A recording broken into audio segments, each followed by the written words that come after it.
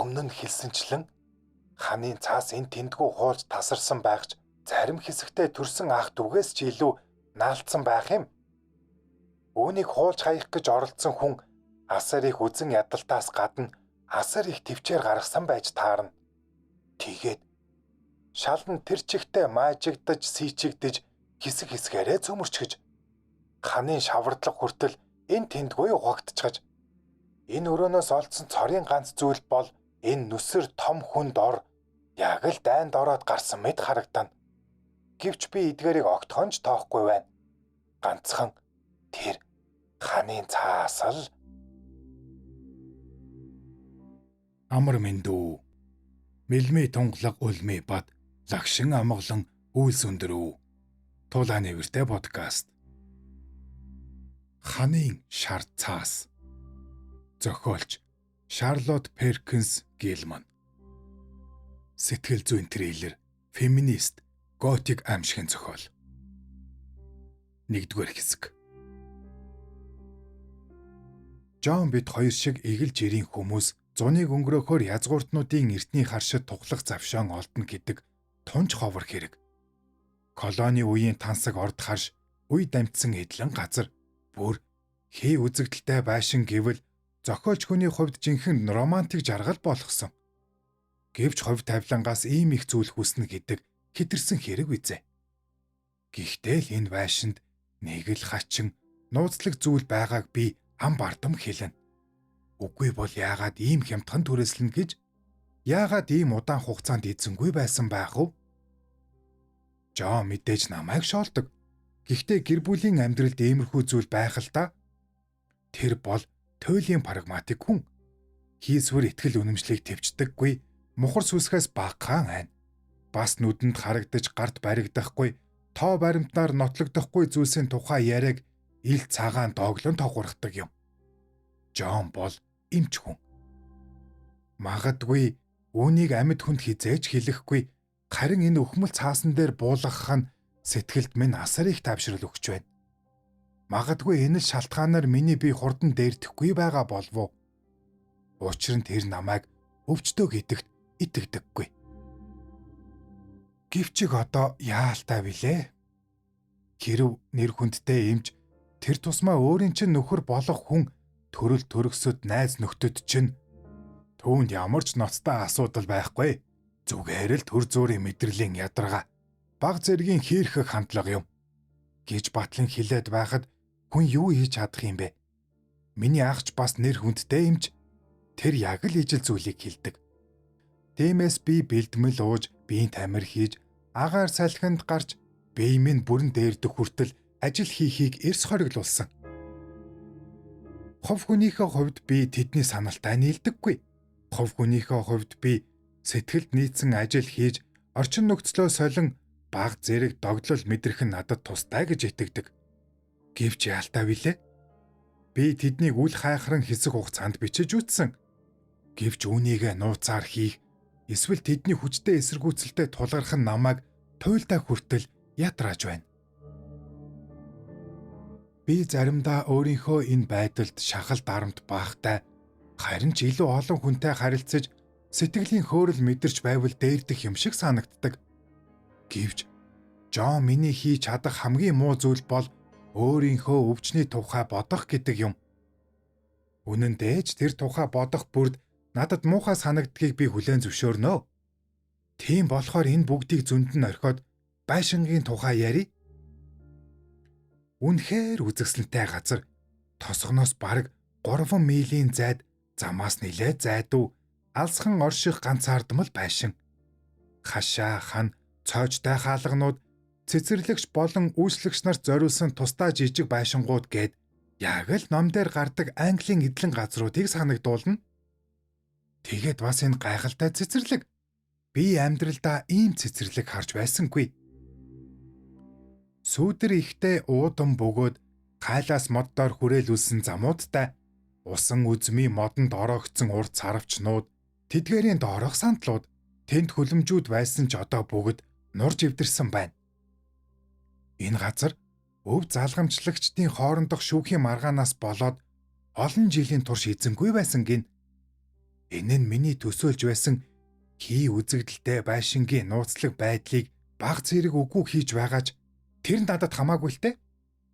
Энэ байшинд ямар нэгэн хачирхалтай сонин зүйл байгааг би зөнгөөрөө мэдрээд байна. Нэгэн сартаа өдөш би энэ тухайга Жонд хэлэхэд тэр "Чиний тэр мэдрээд байгаа зүйл бол зүгээр л салхины сэвшээ шүү дээ" гэд цонхаачихсан. Заримдаа би Жонд ямар ч үнслэгүйгээр уурлах юм. Өмнө нь би хизээч юм эмзэг байгаагүй л те. Магадгүй энэ бүхэн миний мэдрэлийн ядаргаанаас болдог байх.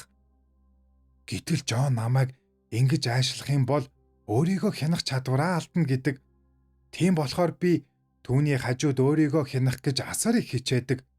Энэ нь ч намайг туйлдаа хүртэл ятрааж байна.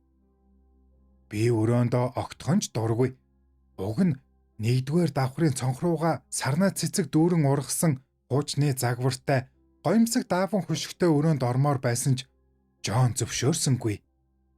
Тэр өрөө ганцхан цонхтой, хоёр ор багтахгүй бас намайг өөр өрөөнд орвол түүнд ойрхон байх боломжгүй гэсэн. Тэр надад маш анхааралтай халамжтай ханддаг. Түүний зөвшөөрлгүйгээр намайг ганц ч алхуулах дургүй. Тэр надад цаг тутамд юу хийхийг минь заасан ч ор бичиж өгсөн. Түүний өмнөөс би бүх зүйл санаа тавьдаг тул түүний энэ их сэтгэлийг үнэлэхгүй байгаа өөрийгөө би өөдгүй аж тус мэддэггүй амтан мэтэрс мэдэрч байна. Жон хэлэхдээ бид зөвхөн миний төлөө л энд ирсэн.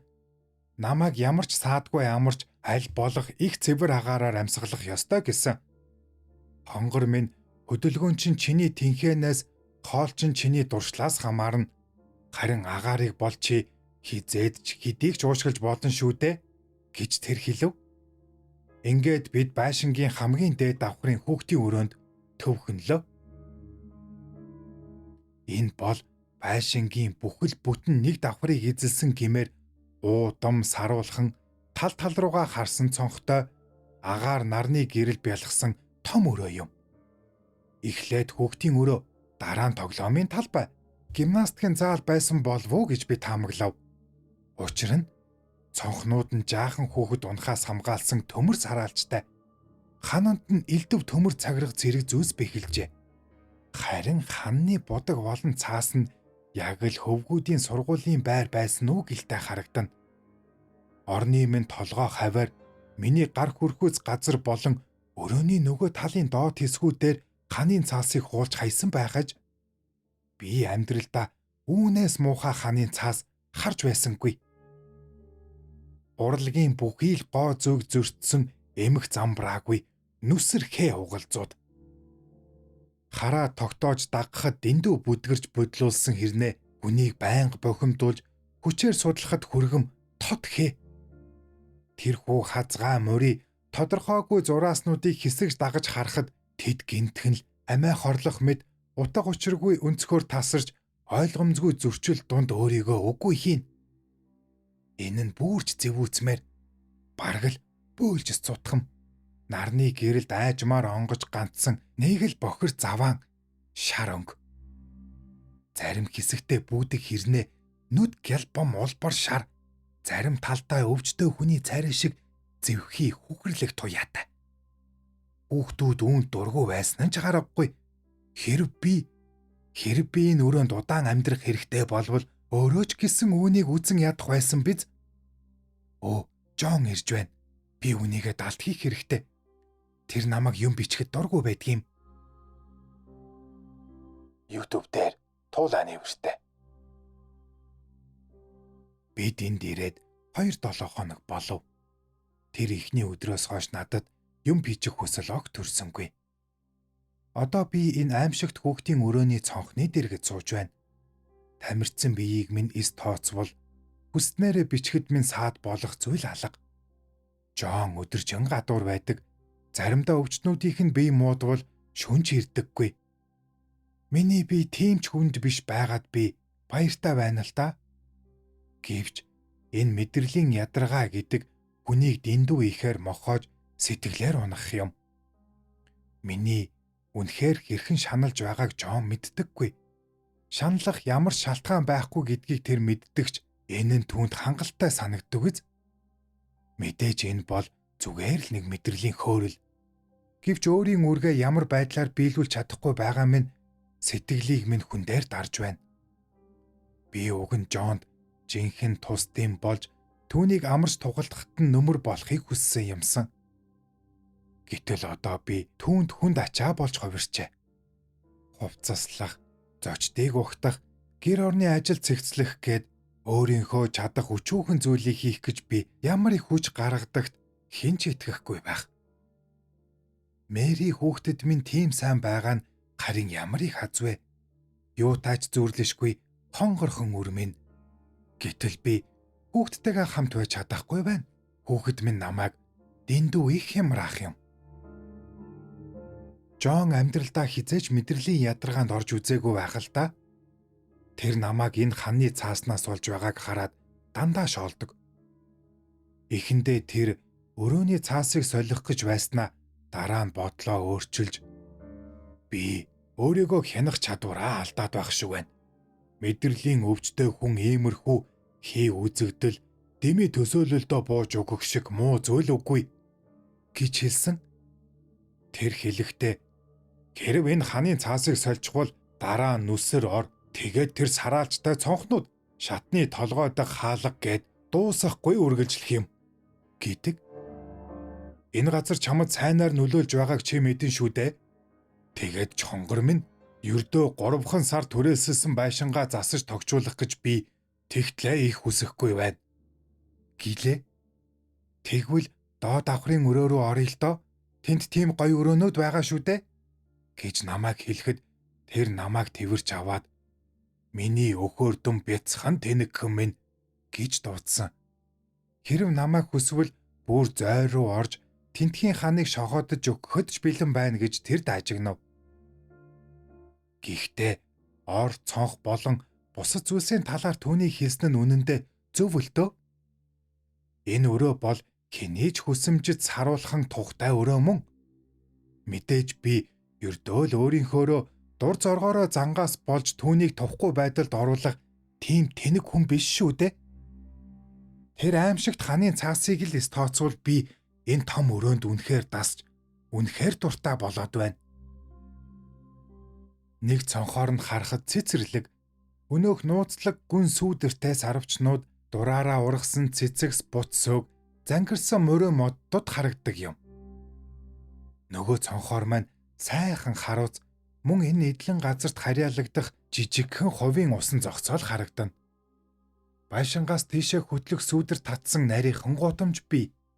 Тэр олон замууд болон сарвчнуудаар хүмүүс алхаж байна гэж би дандаа төсөөлдөг. Жон надад тиймэрхүү дэмий төсөөлөлд өчүүхэнч болов автаж болохгүй гэж анхааруулсан. Миний шиг ийм баялаг төсөөлөн бодох чадвар, зохиомжлон боддог зуршилтай хүн мэдрэлийн суйлдаад орсон үедээ элдв хий үзэгдэл харахад амархан байдаг тул өөрийн хүсэл зориг, эрүүл ухаанаараа энэ хандлагыг байнга хянаж байх ёстой гэж тэр дандаа хэлдэг. Тийм болохоор би хичээж л байна. Заримдаа би биемийн жаахан тэнхрээд багч болов юм бичдэг байсан бол энэ их овоолсон бодлуудаа цэгцэлж амсхийх байсан болов уу гэж боддгийм. Гэвч бичих гэж оролдох бүрд би маш их ядарч туйлдах юм. Ажлын минь талаар зөвлөх, хамтрах хүн байхгүй байгаа нь үнэхээр урам хугармаар юм. Намайг бүрэн идэхээр үеэл Хенри Жулиа хоёрыг урьж удаан зочлуулна гэж Жон хэлсэн. Гэхдээ тэр одоохондоо ийм сэргэлэн цовоо хүмүүсийг чиний дэргэд байлгана гэдэг бол дэрэн дотор чин салют хийж тавьсантай адил аюултай юм гэсэн. Би илүү хурдан эдгэрхийг хүсэж байна. Гэвч энэ тухай бодох ёсгүй. Энэ ханын цаас өөрийгөө ямар хорлонтой нөлөө үзүүлж байгааг мэддэг юм шиг л надад санагдах боллоо. Хэ угалзны нэгэн давтагдах хэсэгт яг л хугархаа хүзүү шиг сонин дүрс байгаад хоёр бүлтийсэн нүд чам руу дээрээс доош харан ширтэн. Түүний ичгүүргүй зан, эцэс төгсгөлгүй үргэлжлэх байдалд нь би үнэхээр их ууралсан. Дээшээ доошоо хажуу тийшээ мөлхөхөд тэрхүү утгагүй цавчилдаггүй нүднүүд нь хаа сайгүй байна. Хоёр хэсэг цаас зурж наагдсан нэг газарт нүднүүд нь игнээ дагуу өгсөж уруудах бөгөөд нэг нь нөгөөгөөсөө арай өндөрт байх юм. Би амьгүй зүйлд ийм их сэтгэл хөдлөл гаргаж байгааг өмнө нь хизээж харж байсангүй. Үнэн дээр амьгүй зүйлс ямар их илэрхийлэмжтэй байдгийг бид бүгд мэднэ шүү дээ. Би хүүхэд байхдаа хоосон хан энгийн тавилганаас ихэнх хүүхдүүдийн тоглоомын дэлгүүрээс олж чадахгүй тийм их зугаа цэнгэл бас айцыг мэдэрч сэрүүн хөвтдөг байж үлээ. Манай хуучин том шүүгээний бариулууд ямар найрсаг ирэмдэг байсныг бас нэг сандал маань үргэлжил хүчрэхэг анд найз шиг минь санагддаг байсныг би санаж байна. Хэрв өглөө ямар нэгэн зүйл хитрхи догшин харагдвал би тэр сандал руугаа өсөрч суугаад аюулгүй болдог байсан. Харин энэ өрөөний тавилгууд ердөө л хоорондоо зохимжгүй байгаад байх юм.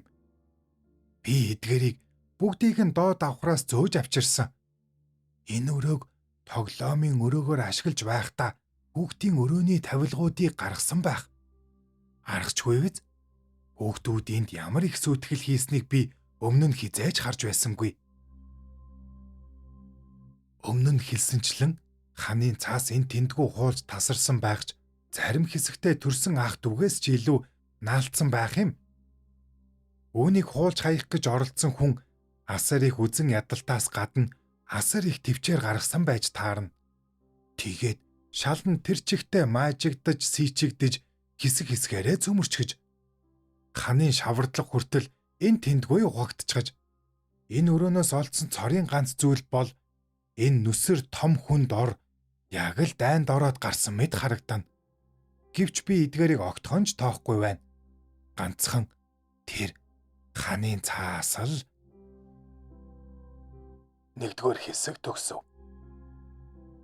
Та YouTube дээр Туулаа нэвртэй подкастыг үзэж бас сонслоо.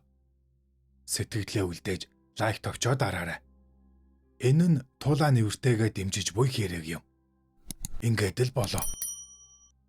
Танд таны гэр бүлд эрүүлийн аз жаргал хамгийн сайн сайхан бүхнийг хүсье.